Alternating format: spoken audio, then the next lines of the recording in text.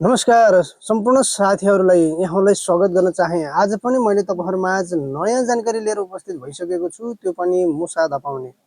मैले यहाँहरूलाई पटक पटक भन्ने गरेको छु कि हामीले कुनै पनि जीवको हत्या गर्न हुँदैन है। त्यसकारणले हामीले त्यो जीवलाई हत्या गर्नबाट जोगाउन हुन सक्छ तपाईले धराप थाप्नु होला, हुन सक्छ तपाईले खोर थाप्दिनु होला, हुन सक्छ तपाईले विष राख्दिनु होला, हुन सक्छ तपाईले साँचो थाप्दिनु होला, हुन सक्छ तपाईले लिसो थाप्दिनु होला।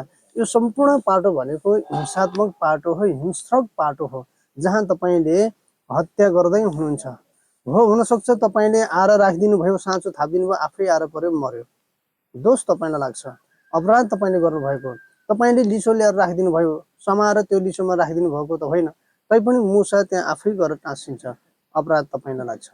त्यसकारणले यो सम्पूर्ण अपराधलाई छोडेर तपाई सुमार्गमा लाग्नु होला। यो भनेको कुमार्गको बाटो जहाँ तपाई अपराध गर्दै हुनुहुन्छ। यो सुमार्गमा लाग्नको लागि तपाईले भगवानलाई चिन्न पर्ने हुन्छ, परमेश्वरलाई चिन्न पर्ने हुन्छ, परमात्मालाई चिन्न पर्ने हुन्छ, आत्मालाई चिन्न पर्ने हुन्छ, ईश्वरलाई चिन्न पर्ने हुन्छ। यो सम्पूर्ण कुराहरु तपाईले बुझिसकेपछि मात्र तपाईले सद्मार्गमा लाग्न सक्नुहुनेछ, अन्यथा तपाई सद्मार्गमा लाग्न सक्नुहुन्न। त्यसो त आज यो विषयमा मैले तपाईलाई आजको विषयमा चाहिँ घरेलु उपाय बताउन गएको छु। त्यो घरेलु उपाय हो कालो धतुराको बिउ। तपाईले कालो धतुराको दाना देख्नु भएको छ होला।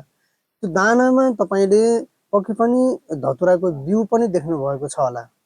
शनिबारको दिन तपाईले पवित्र र शुद्ध भएर त्यो कालो धतुरालाई प्रणाम गरेर प्रार्थना गरेर, हे वृक्षराज, मलाई घरमा असाध्यै मुसाले सताएको हुनाले मैले तपाईको सहारा मागेको छु र तपाईलाई लिएर मेरो घरमा जाँदैछु।